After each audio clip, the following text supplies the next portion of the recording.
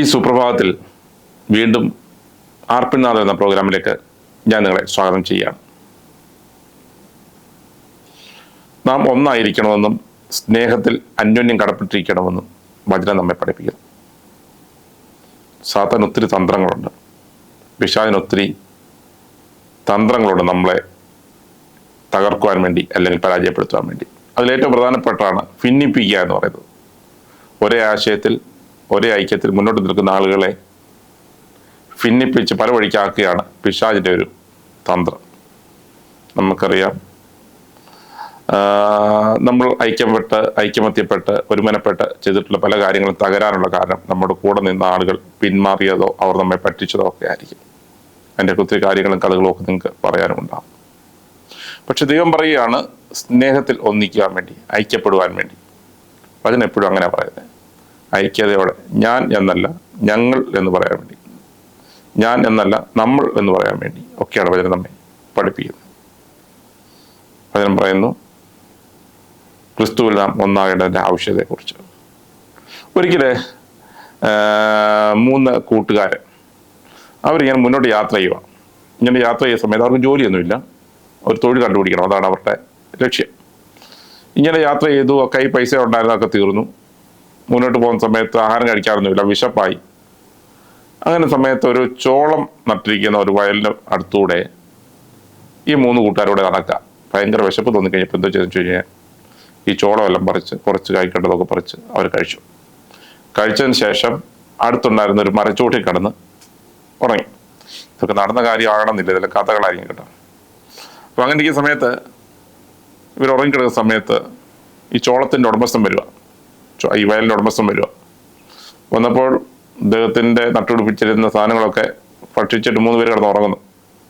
സത്യം പറഞ്ഞാൽ ഞങ്ങൾക്ക് ദേഷ്യമാണ്. എന്തെങ്കിലും ഇവരോട് പകരം വീട്ടണമെന്നും ഒക്കെ ഞങ്ങൾക്ക് മനസ്സിൽ തോന്നി. എന്തോ ചെയ്യാൻ പറ്റും, ഇങ്ങനെ തന്നെ ഉള്ളൂ. അവർ 3 പേരുണ്ട്. 3 പേരെ ഒന്നിച്ച് പരാജയപ്പെടുത്തുക എന്ന് പറഞ്ഞാൽ, തോപ്പിക്കുക എന്ന് പറഞ്ഞാൽ, ശിക്ഷിക്കുക എന്ന് പറഞ്ഞാൽ അത് നടക്കുന്ന കാര്യമല്ല. അപ്പം ഇദ്ദേഹത്തിന് മനസ്സിലൊരു ഐഡിയ തോന്നി. ആദ്യത്തെ ഇവരെ 3 പേരെ അദ്ദേഹം സൂക്ഷിച്ചു നോക്കി. 3 പേരും കിടന്ന് ഉറങ്ങുവാണ്. ആദ്യത്തെ ആളെ നോക്കിയാണപ്പോൾ അദ്ദേഹം ഒരു ക്രിസ്ത്യാനിയാണെന്ന് തോന്നി.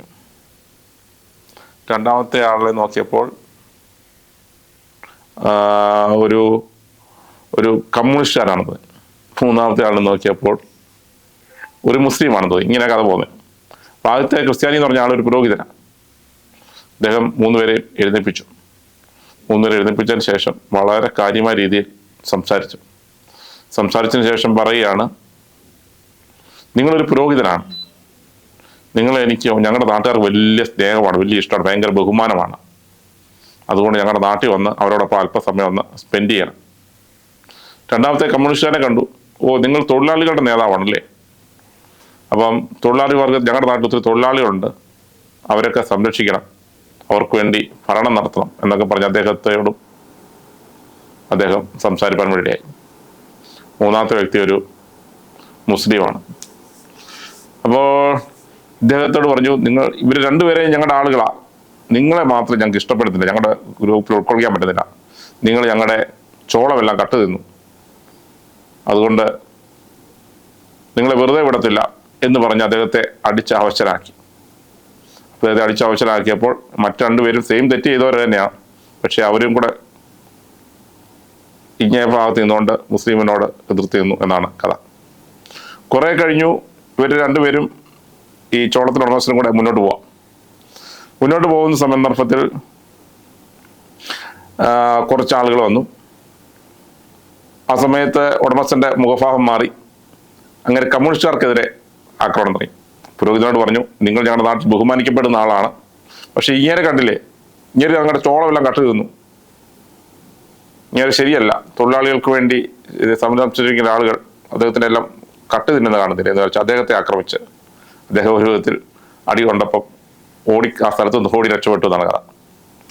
അവസാനം പുരോഹിതന് മാത്രം സന്തോഷമായി.